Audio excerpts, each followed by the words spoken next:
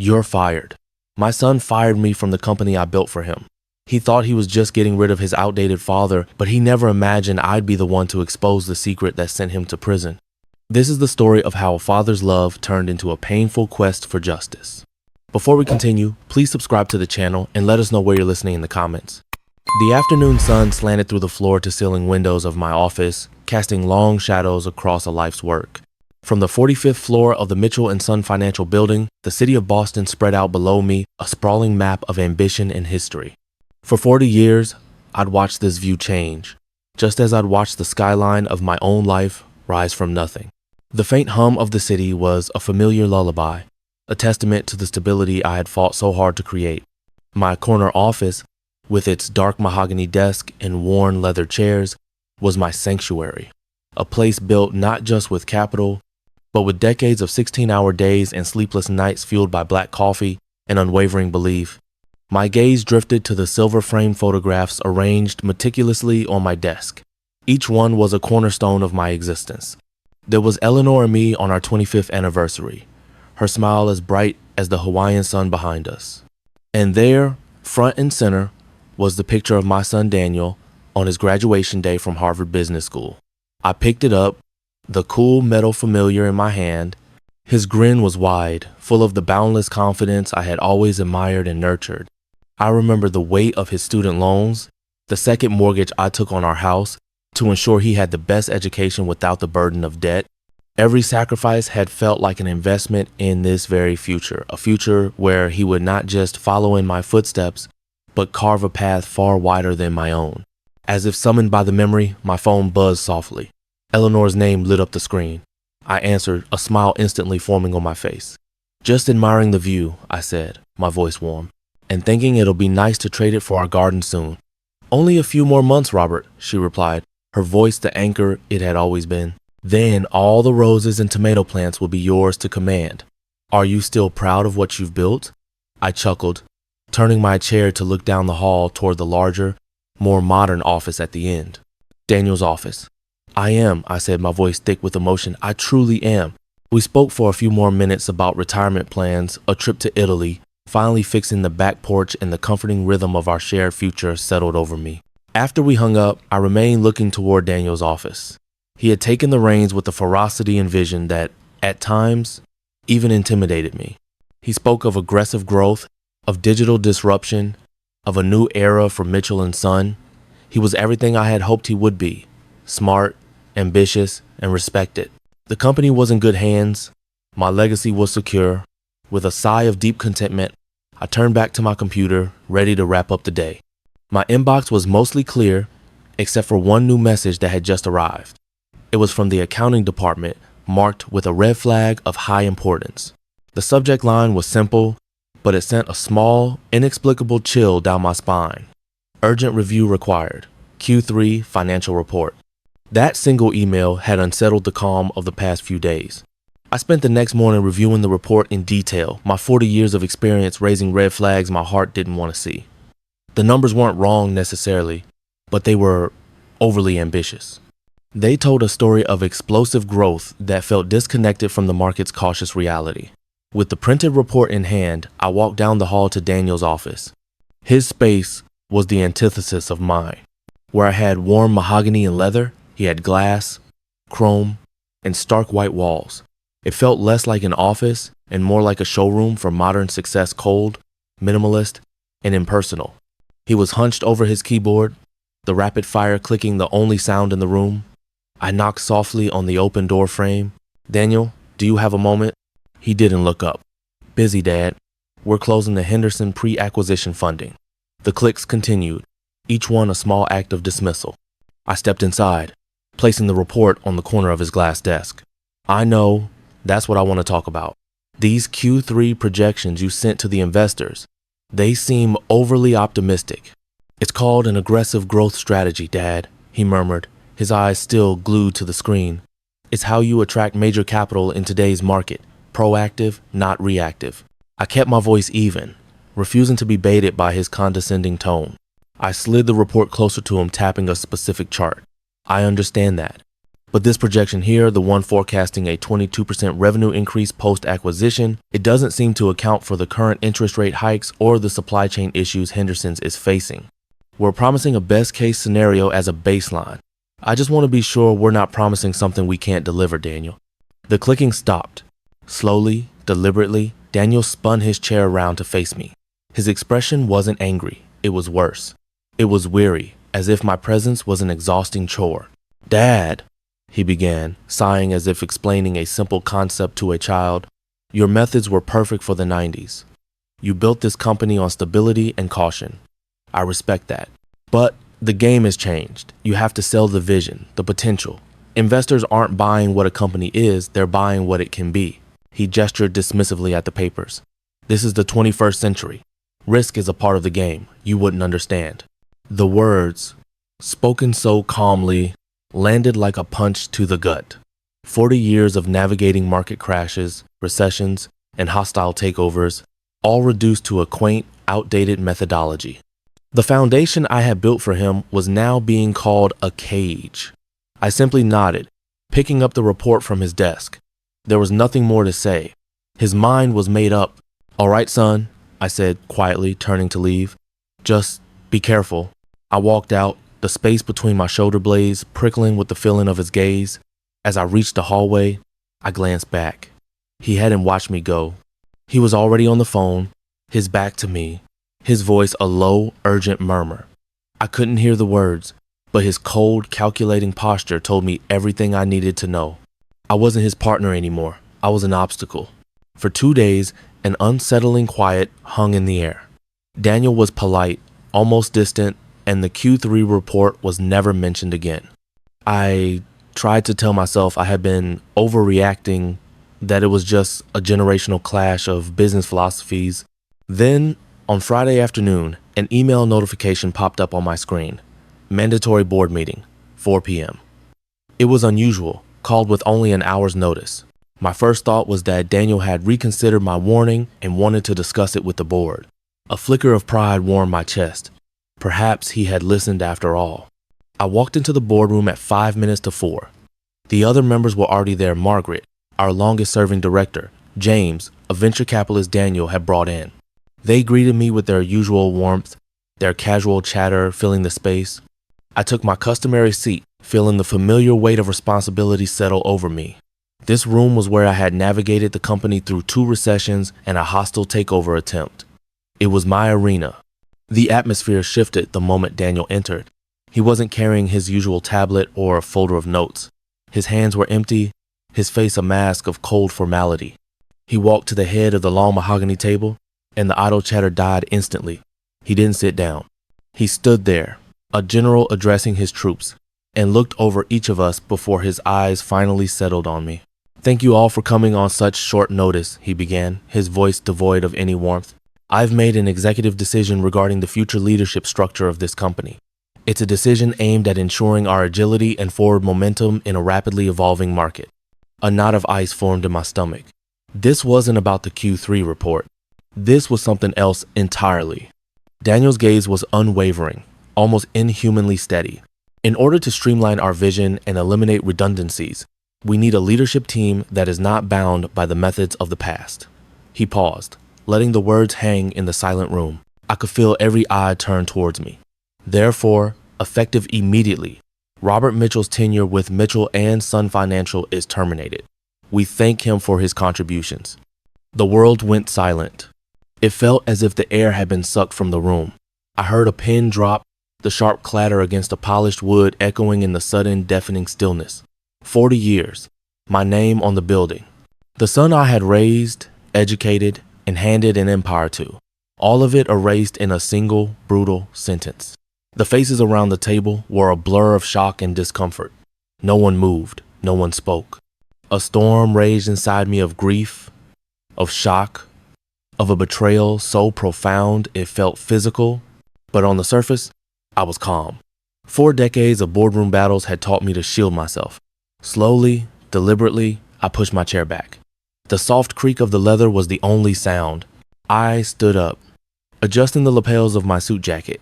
I met my son's cold, unblinking eyes across the table. My voice was steady, each word costing me a piece of my soul as I said, I understand. I turned and walked toward the door, my steps even and measured. I did not look back. I felt their gazes on me, witnesses to a public execution. The heavy oak door swung open, and I stepped through. It clicked shut behind me, the sound, final, absolute. And I was alone in the silent, empty hallway. The world I had built was on the other side of that door, and I was no longer a part of it. I don't know how long I stood in that hallway. Time seemed to have warped, stretching, and compressing in the silent aftermath. Eventually, the numbness in my limbs gave way to a dull ache, and I knew I couldn't stand there forever. With mechanical movements, I walked the final few steps back to my office. My office? The words felt foreign in my own mind. The first thing I saw upon entering was a stack of 5 empty cardboard boxes, neatly piled in the corner. They hadn't been there an hour ago. Someone had brought them in while I was being executed. The efficiency of it was a second, colder blow. This wasn't a spontaneous decision. It was a premeditated, well-orchestrated removal. The thought sent a tremor through my hands. I started with the desk, the movements automatic, detached. I began with the photographs. My hands, which had signed billion-dollar deals and shaken hands with industry titans, now trembled as I picked up the frame of Daniel at his graduation. His youthful, triumphant face stared back at me, a ghost from a time when my pride in him was simple, pure. All those sacrifices, did they mean nothing? The thought echoed in the empty room. I remembered the night Eleanor and I sat at our kitchen table in 2008. The mortgage papers for our home spread between us. The market had crashed, and the company, then just a struggling firm, was days from bankruptcy. I needed the money to make payroll, to keep the lights on, to give Daniel's dream a fighting chance. We signed the papers, betting our home, our future, on our son. I carefully wrapped the photo in tissue paper and placed it in the box. One by one, the artifacts of my life followed. The Bronze Eagle Award for Industry Leadership, the framed first dollar the company ever earned, a drawing of a skyscraper Daniel had made for me when he was 6. Each item was a memory, a testament to a partnership I thought was forged in love and mutual respect, but was apparently just a business arrangement with an expiration date. As I cleared the last of my personal effects, my eyes fell on the neatly stacked binders of my professional life, and that's when another thought cut through the fog of grief, sharp and unwelcome. The Q3 report. Daniel's dismissiveness, his haste to push me out. Why the rush? What was he hiding? The question wasn't emotional anymore. It was analytical. It was the question of a financier, not a father. The timing of my firing, just 2 days after I'd questioned his numbers, suddenly felt less like a power play and more like a panicked act of concealment. The pain in my chest was still there, a heavy, suffocating weight. But now, something else was stirring beneath it. A cold, familiar instinct I hadn't felt in years, the instinct that something was fundamentally wrong. I looked from the box of broken memories to the tall, steel filing cabinet against the wall where decades of my work resided. I was supposed to leave it all, walk away with just my personal trinkets. But I couldn't. I walked over to the cabinet, pulled open a drawer marked Annual Reports and Projections Archive, and lifted out 3 heavy, dust-covered binders from the last 5 years. They were my copies, the ones I always kept for personal review. I placed them not in the box of photos, but in a separate one, the one I would carry out myself. I didn't know what I was looking for, but I knew I had to look. The drive home was a blur. I navigated the familiar streets of suburban Boston on autopilot, the city lights smearing across my windshield like wet paint. When I pulled into our driveway, the warm glow from the living room window felt like a beacon from another life, a life I had left behind that morning. I sat in the car for a long moment, the box of binders on the passenger seat a heavy, silent accusation. Eleanor met me at the door. She didn't need to ask what had happened. The single box of personal effects in my arms and the look on my face told her everything. She simply opened her arms and I stepped into her embrace, feeling the composure I had maintained all afternoon finally crack. She didn't press for details. She just held me, then led me inside, took the box from my hands, and guided me to my favorite armchair by the fireplace. For the next hour, she moved around me with a quiet, comforting grace, bringing me a blanket and a glass of whiskey. She tried to steer the conversation toward the future, toward the silver linings. "Maybe this is a blessing in disguise, Robert," she said softly, her voice a balm on my raw nerves. "An early retirement. More time for your garden. More time for us. Emmy told her. I tried to follow her lead.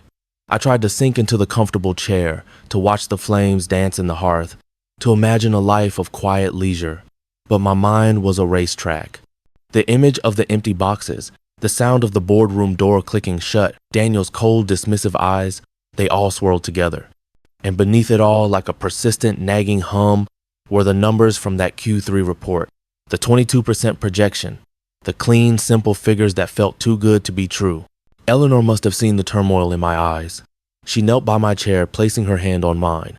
"What is it?" she asked. "It's more than just the firing, isn't it?"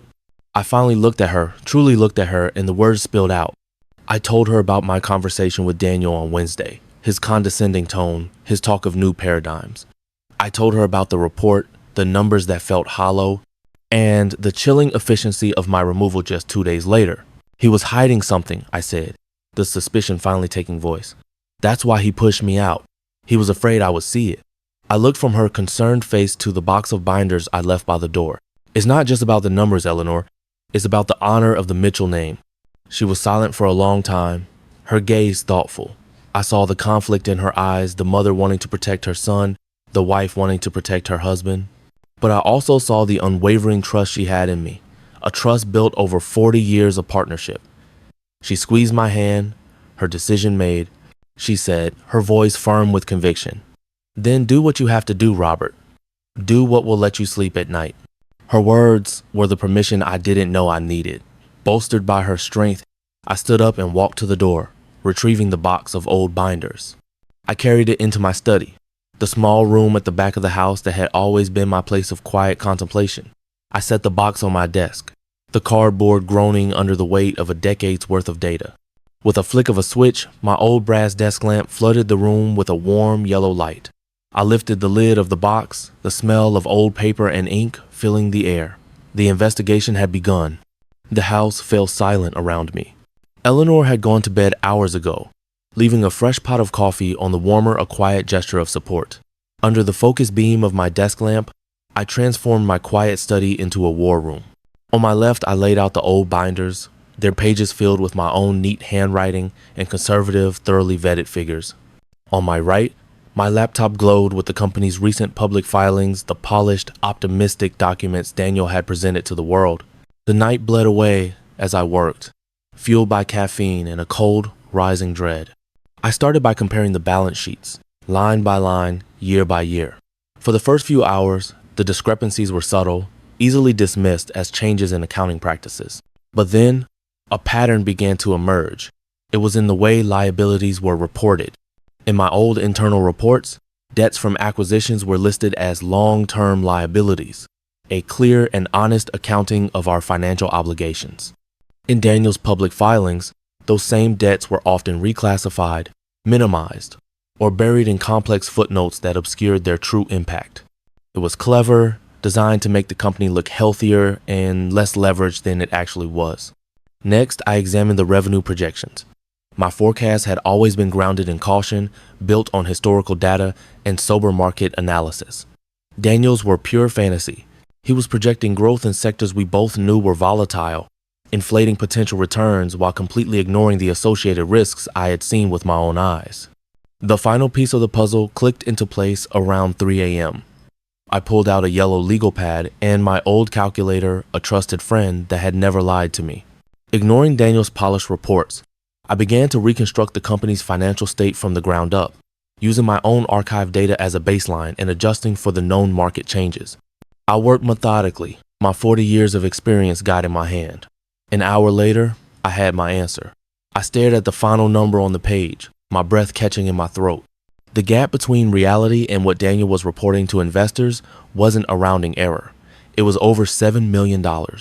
It can't be. He couldn't have done this. The thought was a father's desperate denial, but the financier in me knew better. This wasn't a mistake. This wasn't youthful optimism. The patterns were too consistent. The obfuscation too deliberate. This was calculated, systematic fraud. My own son was building his empire on a foundation of lies. The investors, they were betting on a lie. Families, retirees, honest people were investing their life savings into a company that was a carefully crafted illusion. The weight of that realization was crushing. My suspicion had now hardened into a sickening certainty. Driven by a new, horrifying urgency, I dug deeper into the investor relations portal I still had access to. I downloaded the latest presentation packet intended for a new round of venture capital funding. It was a slick, 100-page document, but as I scrolled through the attachments, my heart stopped. There was a separate file, a presentation deck simply titled Project Nightingale. I clicked it open. The title slide alone, with its impossibly perfect growth chart, confirmed my worst fears. This was the playbook for his entire deception. My hand trembled as I double-clicked the file. Project Nightingale. It opened into a polished 50-slide presentation, complete with the Mitchell & Son logo on every page. It was the kind of slick, confident deck Daniel was famous for. The first few slides were familiar, the same inflated projections and minimized liabilities I had already uncovered. But this was different. This was a step-by-step guide. It was a confession disguised as a business plan. The hum of my printer was the only sound in the pre-dawn stillness as I printed out the most critical pages, needing to see them, to touch them, to believe the treachery was real. Then I reached slide 32, titled Strategic Asset Optimization. The page was a dizzying flowchart of arrows and corporate entities. At the center was Mitchell & Son Financial. Branching off from it were half a dozen LLCs I had never heard of, with names like North Harbor Holdings and Atlantic Venture Group. They were registered in Delaware and Nevada, classic havens for corporate anonymity. Arrows showed millions of dollars moving from our company's capital accounts into these entities. Other arrows showed those same entities acquiring the debt from our failed ventures, effectively hiding our losses off the books. My blood ran cold. This was a shell game on a massive scale. He wasn't just lying about profits. He was actively creating fictitious companies to absorb the company's failures, making it look like we were an invincible titan of industry when, in reality, we might be bleeding dry. The sheer audacity, the intricate web of deceit, it was the work of a criminal mastermind, not my son. The floorboards creaked in the hallway. I looked up to see Eleanor standing in the doorway, wrapped in her robe, her face etched with worry. She must have heard the printer, or perhaps she simply sensed my distress from the other room. Her eyes scanned the chaos on my desk, the scattered binders, the charts, the spreadsheets before landing on my face. Robert? What is it? You look like you've seen a ghost. I couldn't form the words. My throat was tight with a mixture of rage and grief. I simply held up one of the printed pages, the flowchart of lies, and tapped my trembling finger on a box at the very edge of the diagram, an entity registered in the Cayman Islands. It was the final destination for a stream of transactions totaling over $3 million. I finally met her gaze, the weight of the discovery heavy in my own. It's not just deceit, Eleanor. This is a crime, I whispered, my voice hoarse. I watched the color drain from her face. She brought a hand to her mouth, her eyes wide with the same horror that was consuming me. Oh, Robert, our son, she breathed, her voice barely audible. Her shock mirrored my own, a shared moment of parental agony. As she tried to absorb the impossible truth, my eyes were drawn back to the page in my hand. I scanned further down, below the flowchart, to a section of fine print I had initially missed. It was a list of assets being leveraged for Nightingale. I read through the list of stocks and bonds, and then my eyes landed on the last line item. My heart didn't just stop, it shattered. Eleanor reached for the page, her hand shaking. Robert, what is it? What could possibly be worse than this? My own hand was unsteady as I pointed to the final line item at the bottom of the page. It wasn't a large font, just a simple, innocuous-looking bullet point under the heading Phase 2 Capital Leverage. The words were clinical, corporate, but their meaning was monstrous. It read, Utilize M&S Employee Pension Fund for short-term liquidity. I watched Eleanor's eyes scan the sentence once, then twice, as if the words refused to make sense. Then, a small strangled gasp escaped her lips. She understood. To an outsider, it might have sounded like a complex financial maneuver. To me, it was the most profound betrayal of all. He was planning to take the retirement money, the life savings of the men and women who had dedicated their careers to our company, and use it as gambling money to plug the holes in his sinking ship of lies. These weren't anonymous investors anymore. This was Maria from reception, who was planning to retire next year to take care of her grandchildren. This was Frank from logistics, who had worked for me for 30 years and talked endlessly about the fishing boat he was going to buy. This is their life savings, I said, my voice hollow, lifeless. The savings of the people who trusted us. This was the money they were counting on for their mortgages, their medical bills, their final years of peace and dignity. And Daniel was going to steal it. Lying to investors was a crime of ambition. Creating shell companies was a crime of cowardice. But this was an act of pure evil. It crossed a moral line I didn't even know existed. The foundation of any decent company, the principle I had drilled into Daniel since he was a boy, was that you take care of your people, you protect them. It was a sacred trust. And he was preparing to shatter it without a second thought. The last vestiges of the son I knew, the boy I had raised, evaporated in that moment. The disappointment, the grief, the anger, they were all burned away by a new, terrifying emotion. Fear. I was afraid of my own son, afraid of the man he had become, a man so consumed by greed and arrogance that he was willing to destroy hundreds of lives to protect his own fabricated success. He wasn't just a criminal, he was a predator. Eleanor sank into the chair beside me, her face pale as parchment in the dim light. She looked at me, her eyes filled with a terror that mirrored my own. "Who has he become, Robert?" she whispered. I had no answer. The first gray light of dawn began to filter through the window, illuminating the damning evidence spread across my desk like wreckage from a crash. The coffee was cold. The night was over. And with the new day came a terrible, unspoken question that hung in the air between us, heavy as a shroud. We had discovered the monster. Now, what were we going to do about it? The sun rose, but it brought no warmth to the cold dread that had settled in our home. We moved through the day like ghosts, the terrible knowledge of physical weight between us. We didn't speak of it. We couldn't. The horror was too vast, too raw. It wasn't until late that night, after hours of suffocating silence, that we finally sat down at the old oak kitchen table where we had planned our lives, celebrated birthdays, and helped Daniel with his homework. The stack of printed documents sat between us, a toxic centerpiece poisoning the heart of our home. I was the first to break the silence, my voice a stranger to my own ears.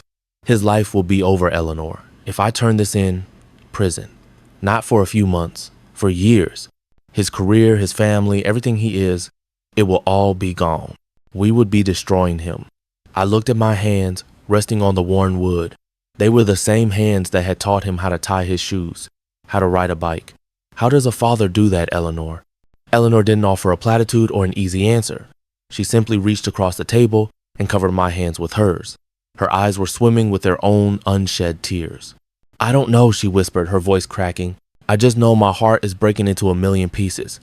I keep seeing him as a little boy, Robert, the one who built that lopsided birdhouse for the backyard, so proud of what he'd made." Her words opened the floodgates of memory. Suddenly, we weren't two grieving parents at a kitchen table. We were watching a phantom reel of our son's life.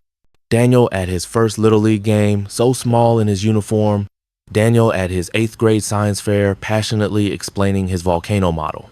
Daniel, following me around the office on weekends, his eyes wide with fascination, asking 1,000 questions about what I did. He had wanted to be just like me. Where did we go wrong? Where did that boy go? The question led to the inevitable, agonizing path of self-blame. Was it me? I asked, the words tasting like ash. Did I push him too hard? Did I spoil him? I gave him everything, Eleanor. I wanted his life to be easier than mine. Maybe I made it too easy. Maybe, in trying to build his future, I forgot to build his character. The weight of that possibility was almost as crushing as his betrayal. Was I, in some way, responsible for the man he had become? Eleanor was quiet, letting my words hang in the air. She didn't deny my fears or offer false comfort. She just sat with me in that terrible shared pain. We sat in silence for what felt like an eternity, the ghosts of the past swirling around us. The father in me was screaming to burn the papers, to hide the truth, to protect my son at all costs. But the man who had lived his life by a strict code of integrity was suffocating under the weight of that silence. Finally, Eleanor's grip on my hand tightened slightly. I looked up and saw a shift in her eyes. The grief was still there, but something else was surfacing beneath it, a sad, resolute clarity. She looked at me not just as a grieving mother, but as my partner, my conscience. And she asked the one question that would change everything. I looked up at Eleanor, expecting a question about my own pain or perhaps another shared memory. But her expression had shifted. It was no longer just grief. It was a profound, searching sadness. Before she could speak, one final, agonizing thought broke through my own defenses. "And the boys?" I whispered, the words barely audible. "Daniel's sons, my grandsons. What happens to their future? They'll lose their home. They'll grow up visiting their father behind glass. We'd be punishing them too." The thought of their innocent faces caught in the crossfire was unbearable. Eleanor reached out, her hand warm on my cheek. "I know, Robert. I've thought of nothing else," she said, her voice gentle but firm. "But what about the other families?" I frowned, not understanding. "The families of the people who work for you," she clarified, her gaze unflinching. "What about Maria's grandchildren? She's been saving for their college fund for 10 years. What about Frank's boat? He talks about it every time he's here to fix the plumbing. What about the dozens, maybe hundreds, of other families who have put their trust, their entire futures, into the Mitchell & Son pension fund?" Her question struck me with the force of a physical blow. In my own personal agony, in the vortex of my grief as a father, I had lost sight of the bigger picture. This was never just about Daniel and me. It was about Maria. It was about Frank. It was about every single person who had trusted the name on that building, my name. My responsibility didn't end with my son. It began with them. Silence, I realized, with chilling clarity, wasn't an act of fatherly protection. It was an act of complicity. It would make me a partner in his crime. I looked down at the damning papers on the table. They were no longer just evidence of my son's betrayal. They were the stories of futures at risk, of retirements that would be stolen, of lives that would be ruined. The conflict within me, the raging war between father and financier, was suddenly over. There was no choice. There was only duty. I looked back at Eleanor, the decision settling in my soul like stone. It was a terrible, heartbreaking duty, but it was mine to bear. "I can't let him ruin innocent lives, Eleanor," I said, my voice clear and steady for the first time in days. "I can't." A single tear rolled down her cheek, but she nodded, her eyes filled with a sad, fierce pride. "I know," she said, her hand still holding mine, "and I will be right here with you no matter what." The decision was made. The path ahead was dark and full of pain, but it was clear. The next morning, the mood in the house was somber but resolute. I showered, dressed in a suit as if preparing for a board meeting, and sat at my desk with a cup of black coffee. The binders were packed neatly into my briefcase. I picked up the phone, my finger hovering over the contact for Gordon, my lawyer and oldest friend. It was time to set the machine in motion. But before I could press the call button, the phone in my hand buzzed to life. The screen lit up with a name that made my blood run cold: Daniel. My heart hammered against my ribs. For a split second, I considered not answering. But then, a foolish, distinctly paternal hope flickered within me. It was a faint but stubborn light in the darkness of the past few days. Maybe he regretted it. Maybe he was calling to talk, to explain, to offer some semblance of an apology. Maybe the son I knew was still in there somewhere. Against my better judgment, I pressed the green icon on the screen. "Daniel," I said, my voice measured and neutral. Silence. For a long, drawn-out moment, there was only the faint static of an open line. I held my breath, waiting, hoping. Then his voice came through, and it shattered that fragile hope into 1,000 pieces. It was a voice I didn't recognize, not my son's, but the cold, clipped tone of a stranger in middle management. There was no greeting, no preamble, just a logistical command. "I need the keys to the Lexus by 5 p.m. Security will swing by to pick them up." I was so stunned by the sheer, breathtaking pettiness of the demand that I couldn't speak. The car. It was a company lease, a standard part of my executive compensation package for the last 15 years. It was a symbol of my status, yes, but it was also just a car. After 40 years of service, after building the company that afforded him his own fleet of luxury vehicles, after the public humiliation, this was what he called for. To reclaim that one final perk. It wasn't a business decision. It was an insult. A final twist of the knife to remind me that I was now nothing. My silence seemed to irritate him. "Dad?" he said, a sharp edge of impatience in his voice. Did you hear me? Don't make this more awkward than it needs to be. And that was it. That was the moment the last ember of doubt within me was extinguished, replaced by a cold, hard certainty that settled deep in my bones. The father who had been grieving for his lost son died in that instant. The man, the financier, the protector of the people I was responsible for, was all that remained. He had mistaken my dignity for weakness. He had mistaken my love for foolishness. He would not make that mistake again. I did not say a word. I did not grant him the satisfaction of a response, of an argument, of any emotion at all. With a slow, deliberate movement, I lifted my thumb and pressed the red end call button on the screen, severing the connection in the last frayed thread that bound us as father and son. The quiet in my study was absolute. The decision made in the dark of night with Eleanor had been a moral one, born of duty and pain. This final needless cruelty made it personal. I set my phone down on the polished wood of my desk. I stared at my briefcase, which held the proof of his crimes. Then, I picked the phone up again. My fingers were steady now. There was no hesitation. I scrolled to a name I had known for 40 years, a name synonymous with integrity and strength. Gordon. I pressed the call button. The ringing began, each tone a declaration of war. Gordon's voice on the phone had been calm, but firm. Don't say another word. Get to my office. Now. An hour later, I was stepping into a world that felt like the polar opposite of Daniel's glass and steel tower. Gordon's law firm occupied the top floor of a historic brownstone in Beacon Hill. His personal office was a sanctuary of tradition and order, floor-to-ceiling bookshelves, filled with leather-bound legal volumes, a heavy oak desk, and the faint, reassuring smell of old paper and wood polish. It was a room that projected stability, a room where facts mattered. Gordon Hall had been my friend for 40 years, but the man who greeted me was not my friend. He was my counsel. He closed the thick office door behind me, the sound shutting out the rest of the world. His face was grim. "Robert," he said, his voice low, "you sounded like you'd seen a ghost." "Worse," I replied. I didn't waste time on pleasantries. I opened my briefcase, took out the printed pages of Project Nightingale, and laid them across his perfectly organized desk. "I need you to look at these. Tell me what I'm seeing." He didn't speak. He simply put on his reading glasses and began to read. I watched his face, a steady and controlled reaction. I saw his eyebrows tighten. I saw his jaw clench. He picked up each page, studying the flowcharts, the inflated projections, the list of shell companies, his sharp legal mind deconstructing in minutes the web of lies my son had spent months building. The silence in the room stretched, thick and heavy, broken only by the rustle of paper.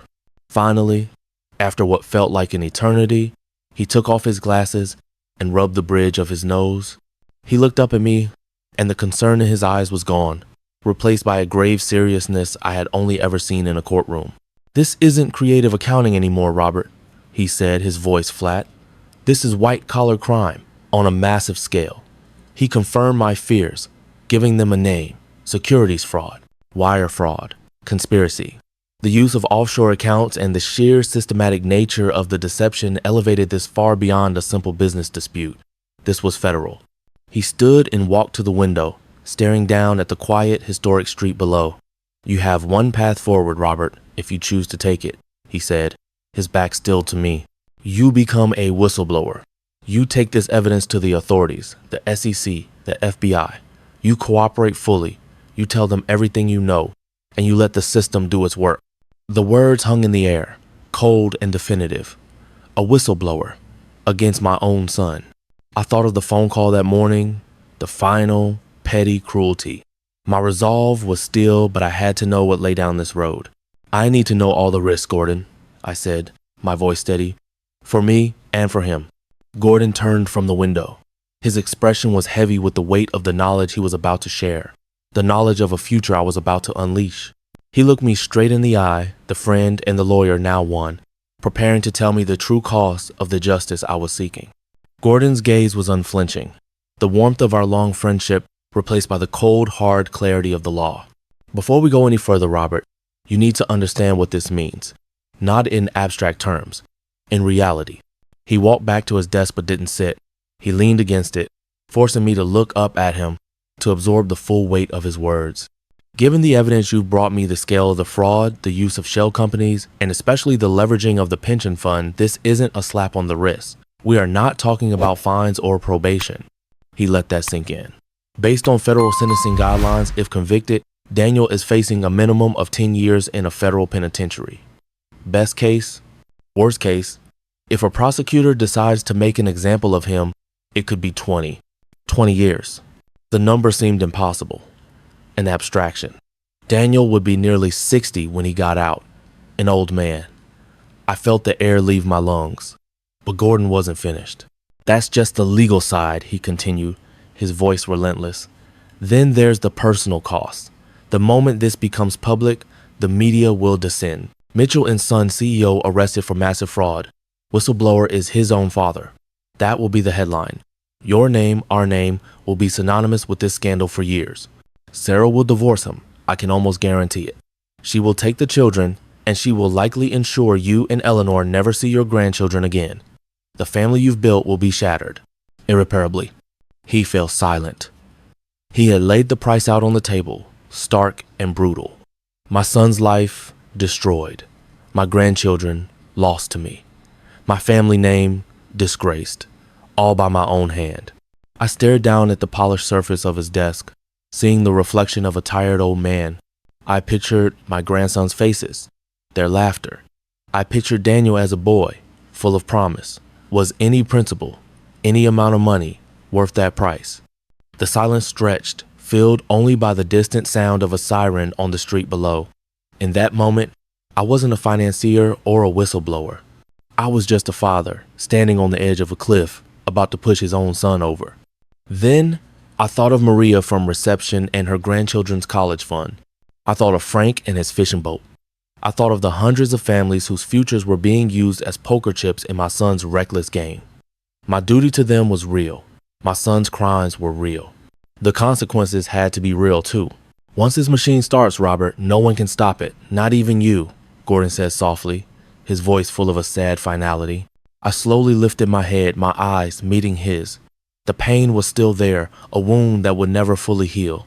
But beneath it, my resolve was absolute. I had accepted the cost. Let's begin, I said. Gordon held my gaze for a heartbeat longer, searching for any hint of doubt. Finding none, he gave a single, solemn nod. He moved to his chair, picked up the heavy receiver of his desk phone, and began to dial a number from memory. The quiet clicks of the rotary dial sounded like a clock ticking down to 0. He put the receiver to his ear. Yes, Agent Callahan, please, he said, his voice now all business. Tell him Gordon Hall is calling, regarding a potential and significant violation of the Securities Exchange Act. The machine was in motion. A week later, I found myself walking through a set of heavy glass doors into a world I had only ever seen in movies. The John F. Kennedy Federal Building was an imposing structure of concrete and glass, a monument to institutional power. The air inside was cool and sterile. Gordon and I passed through metal detectors, our briefcases scanned by uniformed officers. Everything about the place, the quiet efficiency, the armed guards, the unsmiling faces, was designed to convey absolute authority. My personal tragedy now felt small, absorbed into the vast, impersonal machinery of federal justice. We were escorted to a conference room on the 20th floor. It was a Spartan space, a world away from Gordon's warm office or Daniel's minimalist palace. It contained only a large table, several chairs, and a single, stoic American flag in the corner. 2 agents were waiting for us. A man, Agent Callahan, and a woman, Agent DeMarco. They were both in their 40s, dressed in plain business suits, their expressions professional and unreadable. There were no pleasantries. After brief introductions, Agent Callahan gestured to the table. Mr. Hall explained the nature of your visit, Mr. Mitchell. Please, show us what you have. Under Gordon's watchful eye, I began. I laid out the pages from Project Nightingale in chronological order, just as I had for Gordon. I walked them through my discovery, my voice even and steady. I was no longer a grieving father, I was a witness. I explained the shell companies, the inflated projections, the hidden liabilities, and finally, the leveraging of the employee pension fund. The agents listened in complete silence. their eyes moving from the documents to my face, gauging my credibility. When I finished, the questions began. They were sharp, precise, and relentless. When exactly did you download these files, Mr. Mitchell? Who else had access to your office after you were terminated? Can you point to the specific line item in the 2022 annual report that corresponds to this hidden liability? They were testing me, verifying every detail, building the foundation of their case. After nearly 2 hours, Agent DeMarco finally leaned back. Mr. Mitchell, she said, her tone formal, the evidence you've provided is substantial. We are officially opening a federal investigation based on your testimony. She explained the process, how they would begin their own covert inquiry to verify my claims, how it could take weeks, even months. She explained the whistleblower protection laws that would shield me from retaliation. Then, she slid a multi-page document and a pen across the table. This is your formal witness statement. Please read it carefully and sign at the bottom. I picked up the pen. This was it, the final, official act of crossing the line. The ink flowing from the pen felt like it was sealing my son's fate, and my own. My signature was firm. I pushed the document back across the table.